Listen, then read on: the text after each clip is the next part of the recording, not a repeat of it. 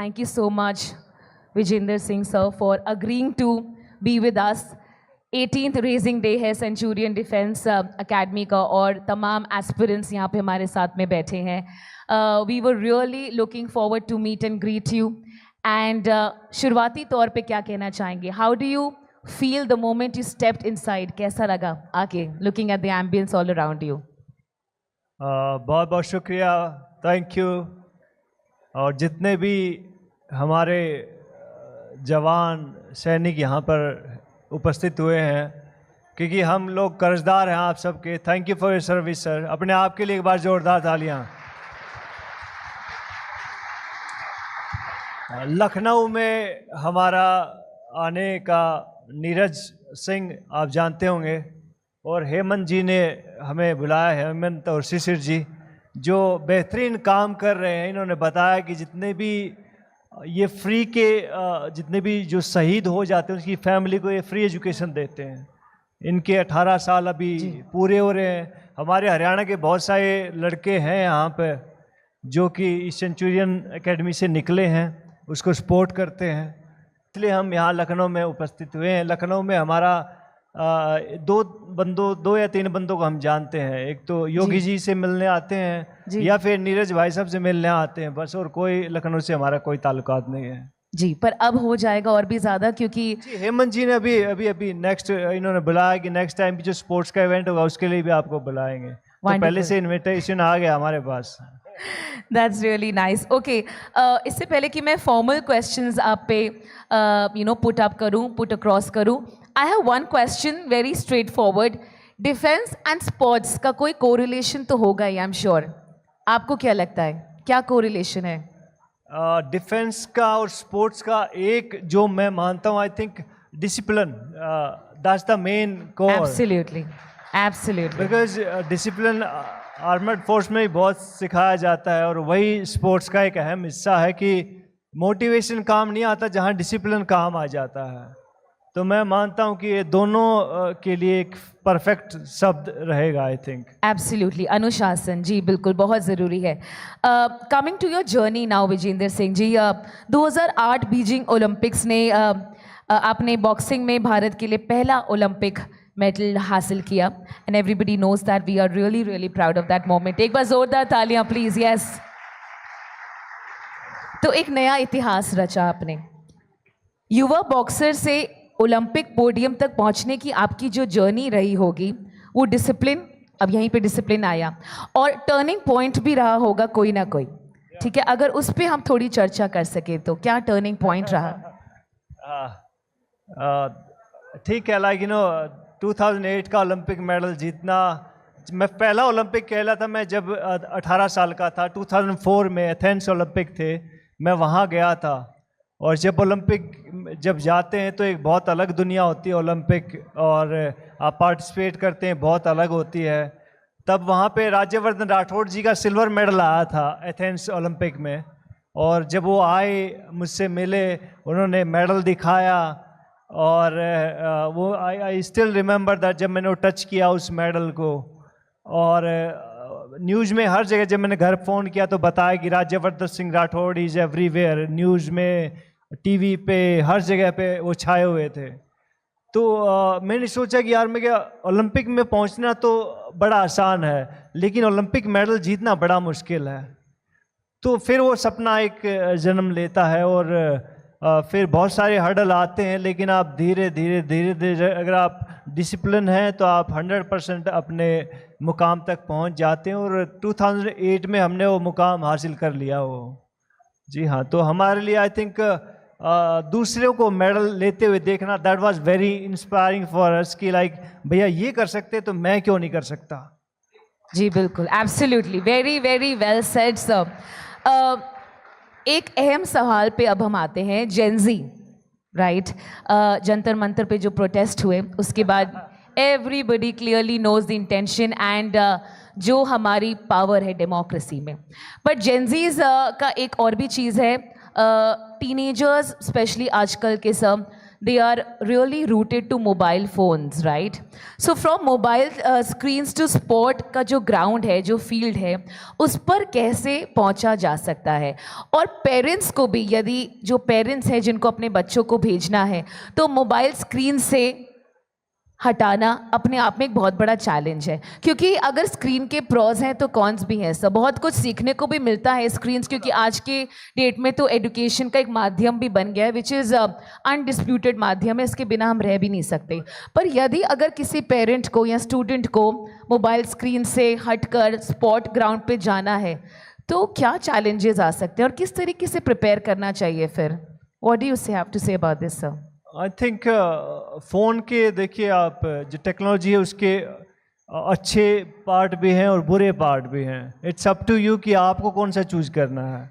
अगर आप फोकस हैं, आप कुछ करना चाहते हैं लाइफ में, तो ऑफ कोर्स आप थोड़ी सी देर एक लिमिट के अनुसार आप काम कीजिए। लिमिट से अगर कुछ भी ज़्यादा होता है तो आपके लिए कहते हैं प्रॉब्लम करेगा। I think that's what I think. और इसके अच्छे हिस्से भी हैं, बिकॉज आप कभी भी कुछ भी गूगल करना है किसी भी चीज़ को कि ये चीज़ मेरे लिए कितनी बेनिफिशियरी है, तो 1 मिनट में आ जाएगा। लेकिन जब हम लोग ट्रेनिंग करते थे नहीं पता लगता था, हमें साइबर कैफ़े जाना पड़ता था, वहाँ जाके सर्च करना पड़ता था कि अच्छा इसका ये बात है, ये बात है। अभी किसी दूसरे फाइटर की फ़ाइट देखनी है हमें, तो हम यूट्यूब पे देख सकते हैं, बड़ी आसानी से यूट्यूब पे देखा, लाइक अच्छा ये ऐसे खेलता है, ये इसके गुड पार्ट हैं, ये इसके बैड पार्ट हैं। तो इसके नुकसान भी हैं और फ़ायदे भी हैं, लेकिन ये आपके ऊपर निर्भर करता है कि आप किस तरफ आप इसको देखते हैं, अच्छी साइड या बुरी साइड। बिकॉज हर एक चीज़ के 2 पहलू होते हैं, एक हाँ एक ना। तो इस अप टू यू, आपके ऊपर डिपेंड करता है कि आप इसको कैसे कंट्रोल में कर सकते हैं, अदरवाइज ये आपको कंट्रोल में कर लेगा। सो पेरेंट्स के लिए रोड मैप रहेगा saying no also? What road map for के लिए पेरेंट्स? देखिए मेरे पास 2 बच्चे हैं, एक 8th में है, एक अभी 2nd क्लास में है। इफ़ यू थिंक कि लाइक हम उनकी एनर्जी को कंट्रोल कर सकते, नहीं कर सकते, दैट्स नॉट ईजी। बट उसको आप स्पोर्ट्स एक्टिविटीज़ में डाल दीजिए, आप और कोई काम टास्क दे दीजिए उसको। आप इफ़ यू थिंक कि लाइक मैं स्क्रीन छुड़ाना है उसको, आप उसको गार्डनिंग में लगा दीजिए कि like do something else, sports में डाल दीजिए और कुछ कीजिए। लेकिन it's not easy, it's addiction, ये एक तरह का नशा है जो फ़ोन है, आप इससे नहीं भाग सकते, लेकिन आप इसको मैनेज कर सकते हैं। ये पेरेंट्स के ऊपर डिपेंड करता, बच्चों के ऊपर नहीं डिपेंड करता, ये पेरेंट्स के ऊपर है कि लाइक वो क्या करेंगे, वो कैसे करेंगे इस चीज़ को। तो सर आपके राज्य की अगर बात करें, हरियाणा, और अन्य राज्यों की बात करें, तो हरियाणा हैज़ कंट्रीब्यूटेड सिग्निफिकेंटली। निरंतर रूप से हमने देखा है, लगातार चैंपियंस आते रहे। तो क्या खासियत है हरियाणा की मिट्टी की अगर बात करें सर? तो हरियाणा, हमारे लोगों में ना भूख बहुत होती है जी। हम बागड़ के इलाका, like you don't understand what I am saying, लेकिन रेत ज़्यादा, हमारे पानी बहुत कम होता है। यूपी में बहुत पानी है, आपके यहाँ पे बहुत सारी नदियाँ हैं, लेकिन हम जहाँ से हम बिलोंग करते हैं वहाँ पे बागड़ का इलाका है, पानी बहुत कम होता है। और कुछ हम बाजरा खाने वाले लोग हैं, आप तो बहुत अलग है आप लोगों की डाइट। और वो जो भूख होती है वो लेके जाती है फिर कि हमें कि नहीं यार करना पड़ेगा फैमिली के लिए, और फिर हम जिम जाते हैं, फिर मार खाते हैं, फिर आ जाते हैं, मार खाते हैं, फिर आ जाते हैं। तो ऐसे हमारी जर्नी चलती है, फिर एक दिन जीत जाते हैं हम। तालियां होनी चाहिए इस बात पे, देखिए, क्योंकि हरियाणवी सॉइल की ये ताकत है और मेंटल टफनेस भी है सर वहाँ पे, और आई एम श्योर बहुत कुछ सीखने को मिलेगा। और इसी से कनेक्ट करते हैं, अगले सवाल पर मैं आती हूँ। युवा इंडियन बॉक्सर्स जो है, जो आप पे देखते हैं, who look up to you as an inspiration, और इंटरनेशनल स्तर पर यदि उनको जाना है सर, तो क्या प्रिंसिपल्स को अडॉप्ट करना है? एक तो हमने अनुशासन की बात करी, अब आते हैं फिजिकल ट्रेनिंग पे sir, hardcore physical training, physique और मेंटल टफनेस, तो अहम भूमिका किसकी रहेगी सर? आई थिंक डिसिप्लिन सबसे ज़रूरी है, अहम है। मोटिवेशन एक दिन होता है कि like okay I am motivated, let's do the training, आप चले गए, वापस आए, नेक्स्ट डे आप you are not motivated, right? तो then you have to do it again. तो डिसिप्लिन होता है वो आपको हर रोज़, you have to show yourself कि लाइक ओके आज मैं जिम में चला गया, let's do that again, let's do that again. तो टेक्निक और मोटिवेशन और सब चीज़ें, एक डिसिप्लिन सबको बीट कर देता है. You have to go every day. That's it. Just show yourself कि like okay I am there, I am doing my training, let's do that. तो सब चीज़ें उसके बाद अपने आप आ जाती हैं, फॉलो करते हैं. जो जितने भी यंग लड़के हैं जो बेचारे पीछे हैं, तो discipline is the main thing bro. Not motivation. Motivation तो आप किसी की वीडियो देखो, मोटिवेट हो गए, लेट्स डू दैट, लेट्स हम ये करेंगे, अगले दिन then what, next day what. तो हर रोज आपको करना पड़ेगा. Keep doing it. कंसिस्टेंसी बोलते हैं ना उसको. Just keep doing it. जब तक आप सफल नहीं हो जाते तब तक you have to keep doing it.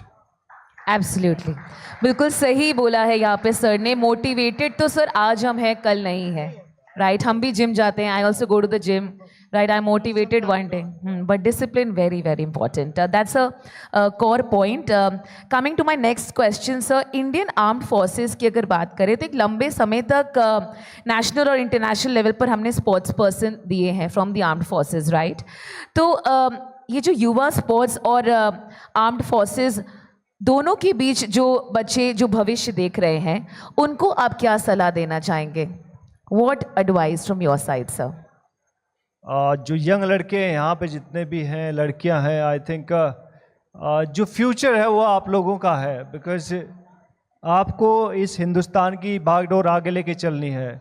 चाहे आप आर्मर्ड फोर्स में हो, चाहे आप स्पोर्ट्स में हो, you have to do it bro.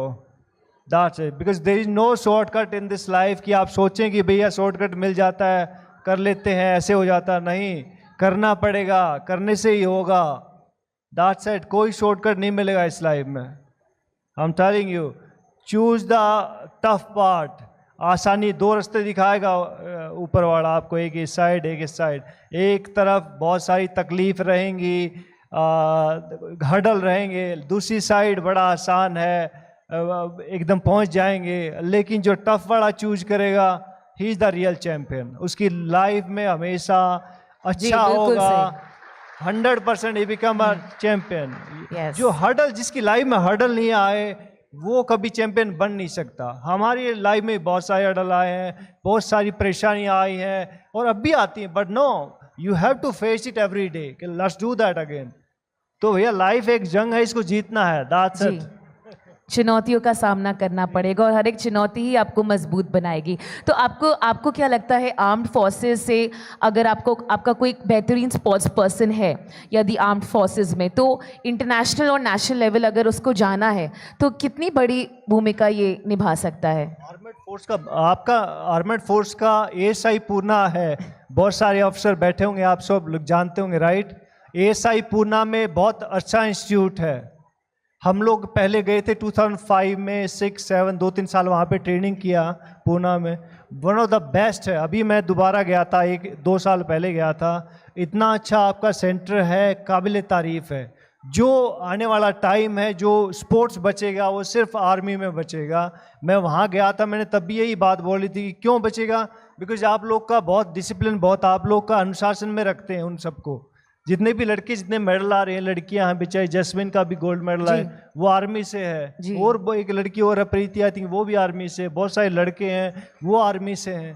Because वहाँ पे जो एक सेंटर बना रखा है कि आपको इतने बजे उठना है, इतने बजे खाना है, इतने बजे ट्रेनिंग करनी है, जो बेस्ट फैसिलिटीज़ हैं वो मिलती हैं आप सब लोग को, और वहाँ पे बेहतरीन है. तो जो इंडिया का, हिंदुस्तान का जो स्पोर्ट्स है, चाहे नीरज चोपड़ा को देख लीजिए, वो खुद आर्मी में है, तो आर्मी में ही बचेगा भैया. और हमारे राजनाथ जी कहते बहुत अच्छा सपोर्ट कर रहे हैं. जितने भी स्पोर्ट्स पर्सन उनसे मिल रहे हैं, उनको मेडल दे रहे हैं, उनको मोटिवेट कर रहे हैं, उनको प्रमोशन मिल रहा है, तो बहुत अच्छी और बहुत बड़ी बात है. जी बिल्कुल, क्योंकि arm forces clearly in principles को ऑलरेडी इस्टेब्लिश कर चुका होता है. अनुशासन आपके जीवन में ऑलरेडी आ ही चुका होता है, राइट? सो तो वो लॉ को प्रज्वलित रखिएगा. Any of you wants to take your sports and your passion to the international और द नेशनल लेवल?